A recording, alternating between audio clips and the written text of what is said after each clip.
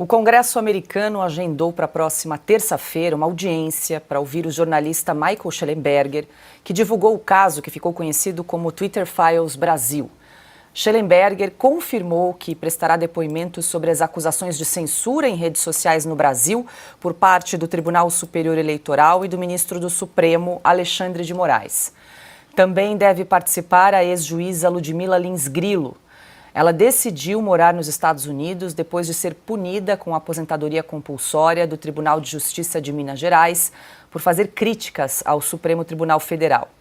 A audiência na Câmara dos Estados Unidos foi marcada pelo Subcomitê de Saúde Global, Direitos Humanos Globais e Organizações Internacionais da Comissão de Relações Exteriores da Casa. Ana, Michael Shellenberger, então, será ouvido no Congresso americano na próxima terça-feira, dia 7. Vale ressaltar aí que essa audiência que foi marcada recebeu o título, quero até abrir aspas aqui, Brasil, uma crise de democracia, liberdade e Estado de Direito. Fecha aspas. Paula, a coisa ficou mais séria do que as peças do sistema do Brasil imaginaram, né? É o que a gente tem falado aqui.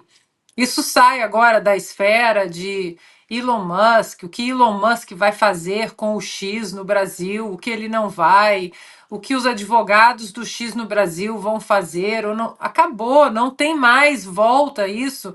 Isso já atingiu uma esfera muito grandiosa no sentido de agora o Congresso americano, e olha que já é outra comissão, agora uma comissão ligada à Comissão de Relações Exteriores, que é uma comissão ainda mais importante do que a outra, a Comissão do Judiciário, que analisou os documentos, fez aquele relatório, né, de 541 páginas que nós mencionamos aqui, e agora foi para outra comissão. São dois pontos, Paula, desse evento. Bom, o primeiro é o que está acontecendo no Brasil, e aí muita gente vai falar, mas o que isso vai mudar para nós brasileiros? Quem sabe, Paula, o que isso pode mudar para nós brasileiros? O que nós sabemos é o que estava sendo feito no Brasil ou o que não estava sendo feito no Brasil até este momento que Elon Musk abriu os arquivos do Twitter, não estava funcionando para parar essa ditadura da toga e as inconstitucionalidades todas que nós temos testemunhado, inconstitucionalidades que elas se multiplicaram ao longo dos anos. Congresso de joelhos, como a gente vem falando, poucas vozes de coragem ali, pouquíssimas, infelizmente. E esse é um ponto, não tem como desenharmos, olha, vai acontecer A, B ou C. Mas alguma coisa agora o Brasil, o mundo estará com uma lupa em cima do Brasil e vai discutir se a nossa democracia é uma democracia ou se é uma democracia relativa, como o Lula muito bem, uma expressão que ele muito bem usou. Isso, Paula, tem implicações muito graves no nosso caminho econômico, no nosso cenário econômico, no nosso cenário não apenas como uma democracia relativa ou não, mas como um campo de investimento para investidores e capital estrangeiro, que até o momento o Brasil, mesmo com todos os nossos tropeços, era visto como um campo saudável de investimento. Mas e agora? Será que os investidores olharão para o Brasil? Peraí, ali é meio estranho a coisa, porque eu coloco o meu capital ali, eu vou investir no Brasil, vou levar a minha empresa para o Brasil, vou empregar brasileiros, vou aquecer a economia brasileira, vou lucrar com isso, mas ali existe uma insegurança jurídica que é perigosa para o meu capital financeiro. Esse é um ponto.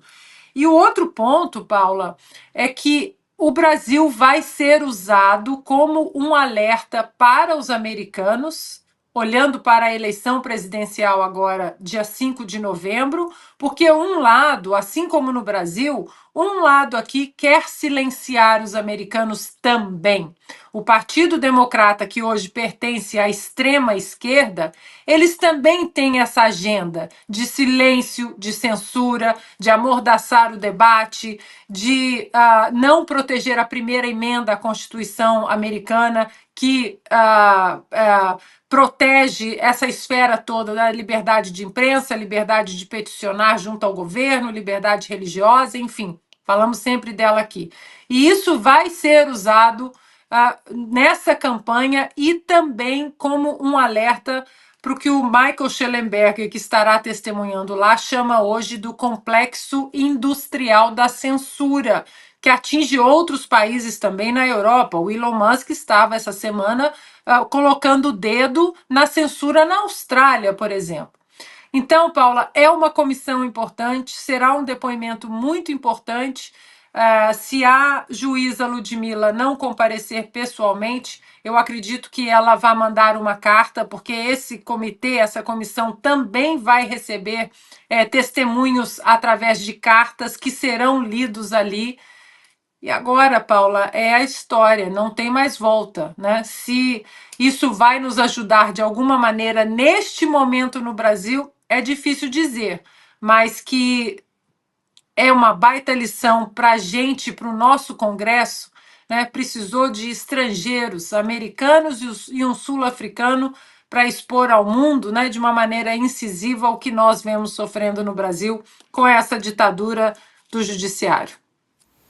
Pois é, Piotr. O jornalista Michael Shellenberger, então, vai ser ouvido na próxima terça-feira. O empresário Elon Musk também foi convocado para prestar depoimento no Congresso americano no dia 8, na quarta-feira, então. E a Ana faz esse alerta, também queria te ouvir, sobre essas implicações desses depoimentos, né? Como é que isso pode modificar, a gente fazendo aqui até um exercício de futurologia, mas com certeza está sacudindo também o Brasil, né? Toda essa... O que o Congresso americano, com a elaboração desse relatório de 541 páginas, né, está sacudindo o nosso Congresso e levantando essa bandeira da importância da liberdade de expressão. Paula, acontece que mudou a pauta sobre o Brasil, como a Ana já fez menção. Eu vou me lembrar aqui, rapidamente, em 2004, eu fui cobrir as eleições americanas que resultaram na reeleição do presidente Bush, o Bush filho, né, George Walker Bush. E fui ao Departamento de Agricultura, o equivalente ao nosso Ministério da Agricultura aqui, também ao escritório o USTR, que é de negociações com países estrangeiros.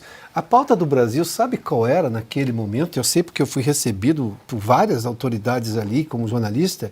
Era a competência brasileira no agronegócio que estava afrontando o agronegócio americano, a nossa capacidade em soja, em geração de proteína animal, que ainda era muito menor do que é hoje, mas eles viam, obviamente, uma capacidade de crescimento.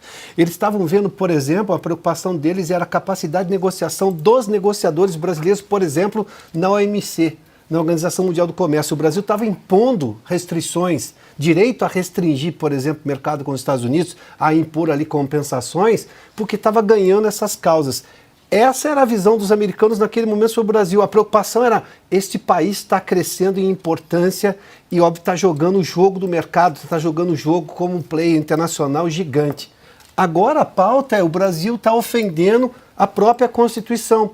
O Brasil hoje é um país em que a liberdade de expressão está em risco, em que a democracia está em risco, em que tem um conluio entre o presidente Lula, e isso o Schellenberger deixa muito claro para o mundo, ele nunca cita só o Supremo ou o ministro Alexandre de Moraes, ele cita também o presidente Lula, esse conluio, que a gente chama aqui de consórcio, contra a democracia, em que pessoas, jornalistas, pessoas estão sendo perseguidas simplesmente porque estão exercendo o direito à liberdade de expressão, que é sagrado nos Estados Unidos. É, na verdade, o referencial do mundo em liberdade de expressão. A pauta mudou, e claro que em política internacional, a cauda da política internacional, se vocês me permitem, o cometa é muito longo.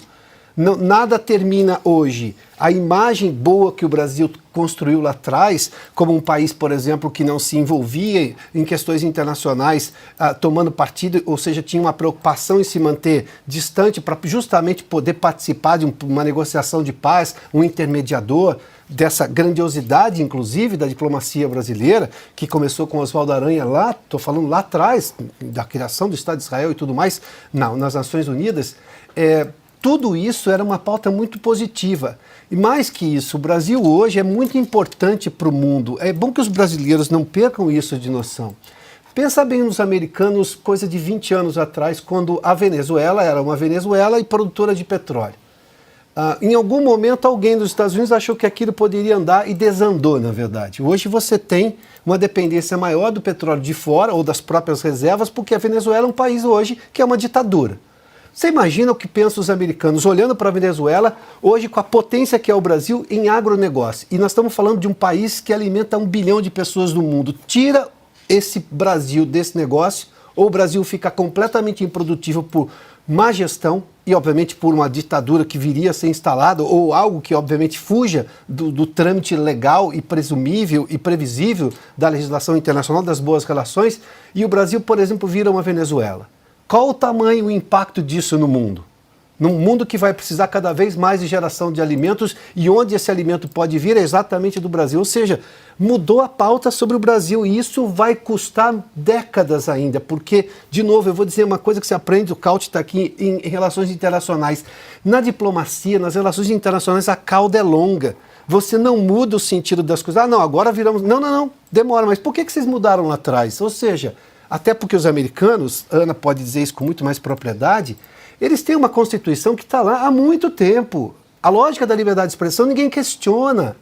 Ou seja, então quer dizer, quando alguém muda, oscila muito, e aí vem, por exemplo, lá desde as ditaduras sul-americanas aqui, ainda nos anos 70, nos anos 80, no final dos anos 80, no começo dos anos 80, eles ainda questionam isso. Agora nós estamos tendo um retrocesso desse tamanho, isso nos custa e vai nos custar ainda mais caro. Isso é muito mais grave do que pensa, por exemplo, os devaneios do Supremo Tribunal Federal ou as cabeças não pensantes do governo Lula.